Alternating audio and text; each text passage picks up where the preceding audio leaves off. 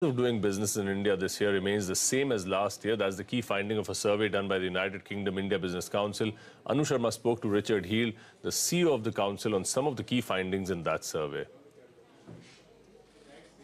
I agree with that. I agree about this specific company, which you may or may not know is actually Diageo. And it does, every year, have to obtain somewhere in the region of 250,000 licenses, which is not a terribly good situation for either India or itself. And we use that as an illustration as to, in part, to show why we're recommending in this report that the e-biz window for approvals, which is at a central government level, should be actually expanded to the states and to departments.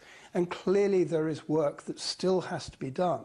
And what about taxation? That has remained a constant irritant of sorts. Nobody likes to pay tax. But yes, I think that taxation remains an issue.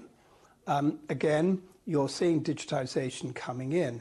But I think what we're looking at here is consistency of application.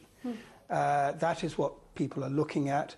And again, it feeds back into the bureaucracy and improvement of general systems.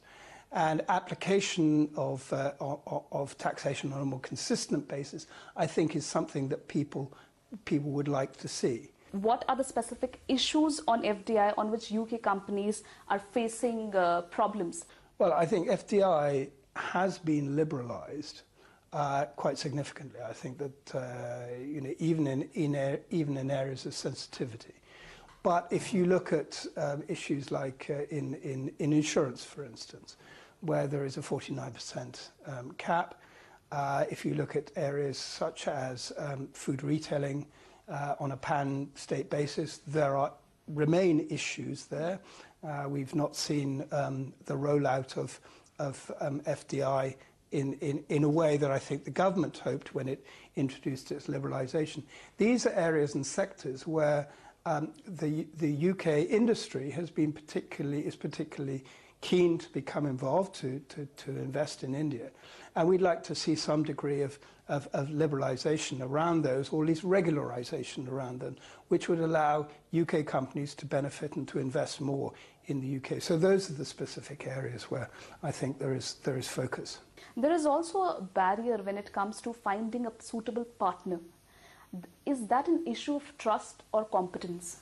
I think it's a combination of both. And if I can say that probably you spend 90% trying to establish the trust and 10% looking at the competence, because if you don't trust the person that you're dealing with, then whether he's the most competent person in the world or not is largely irrelevant. What are the kind of investments that are in the pipeline?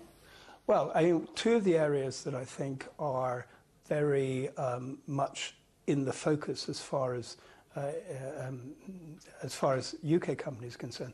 One of which is technology, and that's a very broad, but I'm thinking of areas in fintech, agritech, edtech, medtech as well, but particularly ones that evolve around data, big data analytics.